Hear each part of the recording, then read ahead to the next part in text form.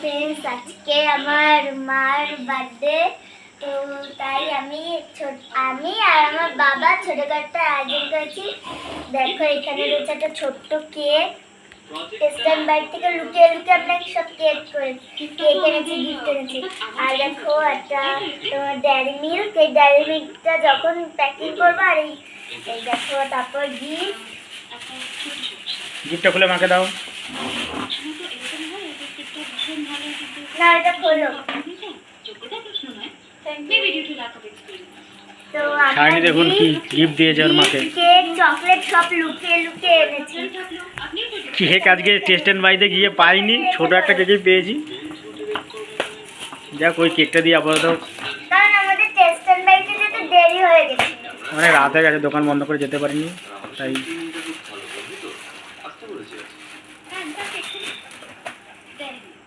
তোর মা এটা করে স্যুপ খাবে।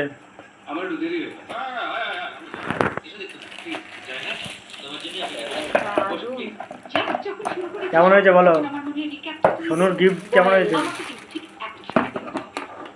দারুণ হয়েছে, খুব সুন্দর হয়েছে। পছন্দ হয়েছে? জিজ্ঞেস করো শুনো। পছন্দ হয়েছে? হেভি। এবার কেকটা কাটা হোক। দারুণ হয়েছে। না এবার তোর কেকটা কেটে ফেলো। রেখে এটা ঢাকা দিয়ে রাখা যাবে। এবার কেকটা কাটো, আর কালকে চকলেটটা ফুড প্যাকেজিং করে তোমাদের দেখাবো।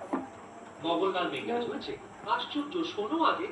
হ্যাপি বার্থডে উনি চান আমরা চারজনে চারটে শর্ট ফিল্ম তৈরি করি।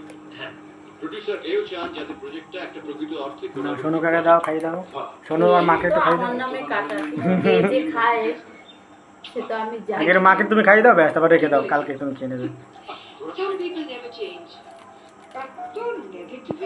বাবাকে এবার দাও। কেকটা একটু মুখে দাও, আমি সেটা ছবি তুলে একটা। তোরা থামবি। আমাকে না, একটু মাকে একটু মুখে দাও। তো না, তুমি আগে।